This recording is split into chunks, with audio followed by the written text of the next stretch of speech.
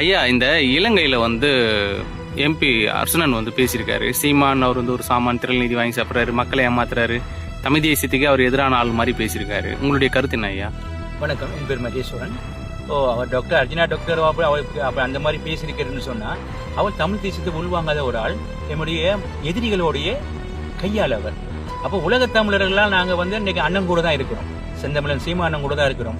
அதுக்கு நீங்கள் 2026 தேர்தலில் நடைபெற்ற லண்டனில் நடந்தது, இலங்கையில் நடந்தது, உலகம் ஃபுல்லாக நடந்த விளம்பரங்களையும் பரப்புரைகளையும் பார்க்கலாம். அப்போ இலங்கை தமிழர் தான் இதை முன்கூட்டி உலகம் ஃபுல்லாக கொண்டு சென்று இந்த அண்ணனை ஆதரித்து விவசாய சிந்துக்கு வாக்கு சேகரிக்கிறது. அப்போ திரள்நிதி வாங்கி வாழ்றாருன்றா அண்ணன் அப்படி கிடையாது, மக்களாக கொடுக்குறாங்க. அதை நீங்கள் தேர்தலையே பார்த்துருக்கலாம், மக்களாக தானாக கொடுக்குறாங்க. எமது உறவுகள் தமிழீழம் 2009 அழிச்சு ஒழிக்கப்பட்ட போது அண்ணன் புலிக்கொடியை ஏந்தி அடுத்த கட்டமாக உயிர்ப்பிச்சு உங்களுக்கு எல்லாமே நாங்கள் இருக்கிறோம், அந்த தாய் மண்ணில் விழுந்தா என்ன, அடுத்த மண்ணில் நாங்கள் தாய் தமிழத்தில் ஏந்தி இருக்கோம்னு சொல்லி ஏந்தின பிற்பாடு உலக தமிழர்கள் நாங்கள் ஒற்றுமையாக அண்ணோட தான் இருக்கிறோம். இதை நீங்கள் அர்ஜுனா டாக்டர் இந்த மாதிரி பார்லிமெண்ட்ல பேசியிருக்குன்னா அவர் ராஜபக்ச கும்பலை சேர்ந்தவர்.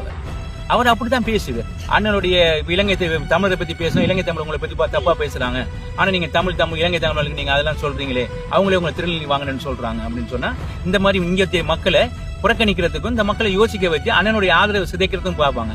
இவர் பேச பேச அண்ணனுடைய ஆதரவு உலக தமிழர்களால் இலங்கை தமிழர் தமிழீழ தமிழர்கள் உலகம் ஃபுல்லா பரவி இருக்கிறார்கள். அவர்கள்லாம் ஒன்று சேர்ந்து எமது அண்ணனுக்கு சரியான ஒரு நிலைப்பாடு எடுத்து கொடுத்து எல்லோரும் ஆதரவான திரள் இது இன்னும் அதிகரித்து கொடுப்பார்கள் என்ற நிலை நிச்சயமாக தொடரும்.